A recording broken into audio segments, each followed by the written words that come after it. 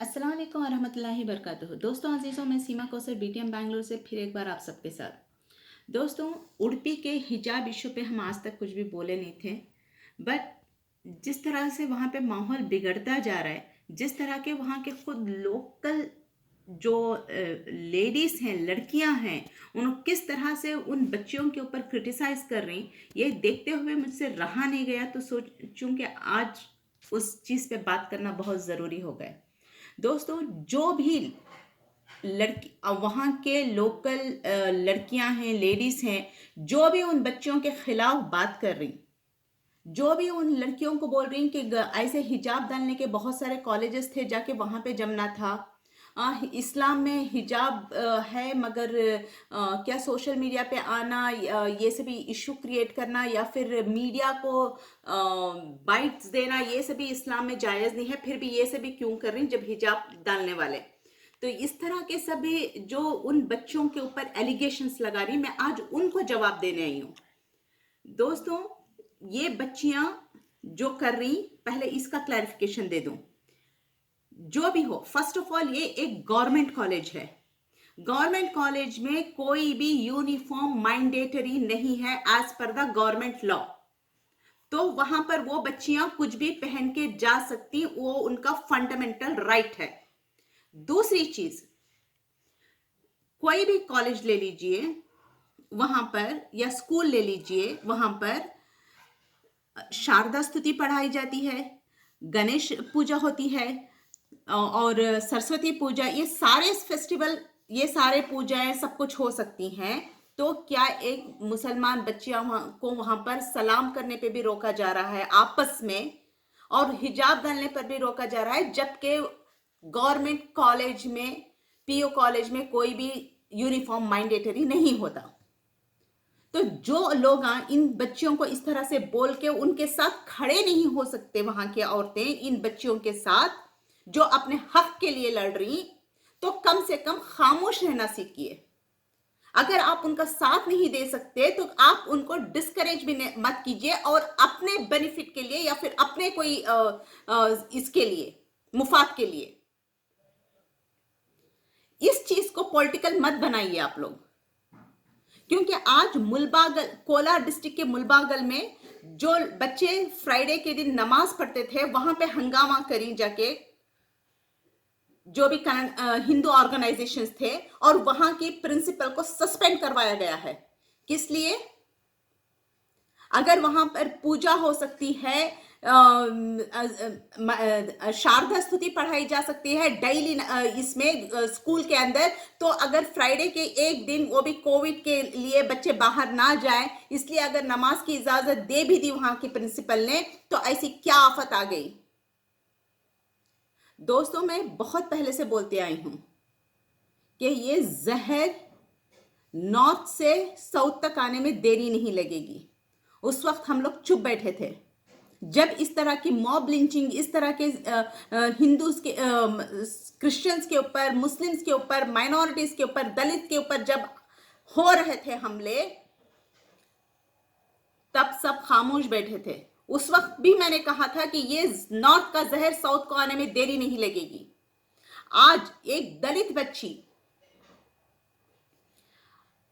अगर छोटी सी बच्ची देवल के अंदर चले जाती है, तो वहां पे उसको जुर्माना भरना पड़ता है, और पुलिस क्या करती है, उनको, जिन लोगों ने जुर्माना लगाया उनके ऊपर एक्शन नहीं लेती, बल्कि फाइन कम कराने में जाके मीडिएटर का काम करती है।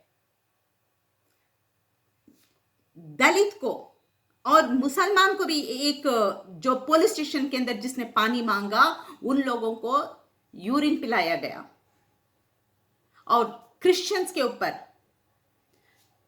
चर्चों के अंदर जाके हमले हो रहे हैं। ये चीज, ये टाइम है सबको एक होने का।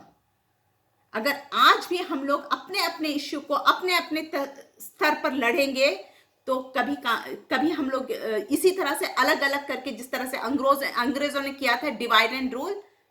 आजादी के पहले भी हमारे हिंदुस्तान में हिंदू मुस्लिम नहीं था।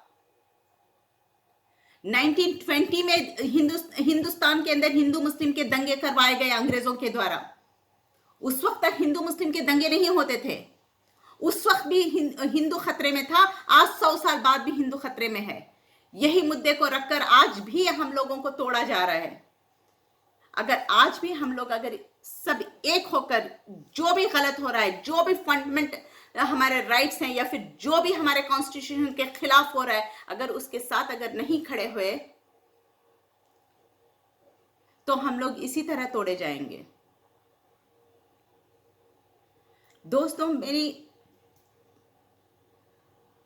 तमाम उन औरतों से, लड़कियों से गुजारिश है कि इस मुद्दे को पॉलिटिकल ना बनाएं। ये फंडामेंटल और कॉन्स्टिट्यूशन की लड़ाई है, ये उन बच्चियों का हक है।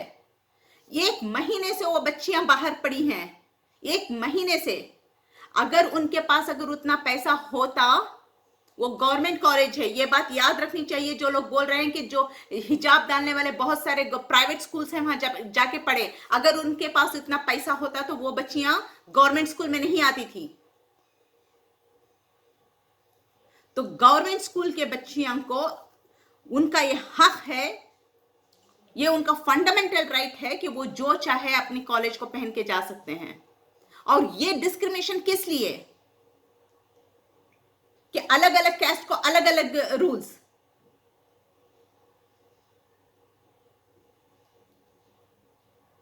और स्कूलों के अंदर अब तो सूर्य नमस्कार ऐड किया जा रहा है।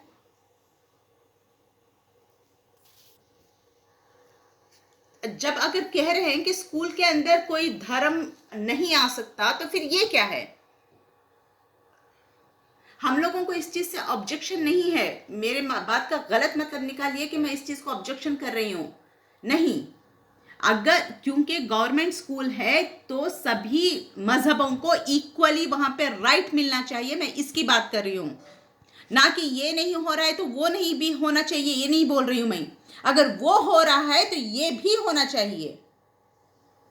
जब उसके लिए कोई ऑब्जेक्शन नहीं है हमारे लिए, हम लोग नहीं कर रहे हैं, तो हिजाब डाल के जाने में भी ऑब्जेक्शन नहीं होना चाहिए।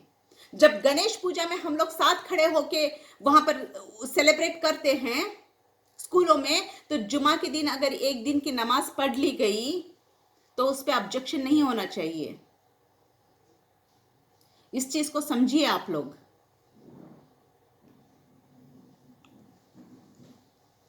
आज मेरे तमाम दलित भाइयों से, सिख भाइयों से, क्रिश्चियन भाइयों से, बहनों से सबसे गुजारिश है कि ये सबकी लड़ाई है, चाहे वो किसी भी धर्म के लोग हों।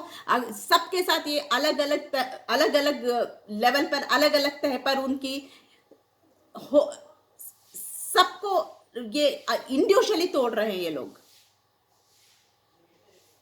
अगर हम लोगों को हमारे कॉन्स्टिट्यूशन को बचाना है तो हम लोगों को आज एक होना पड़ेगा। किसी एक की लड़ाई है तो सबको खड़ा होना पड़ेगा। शुक्रिया।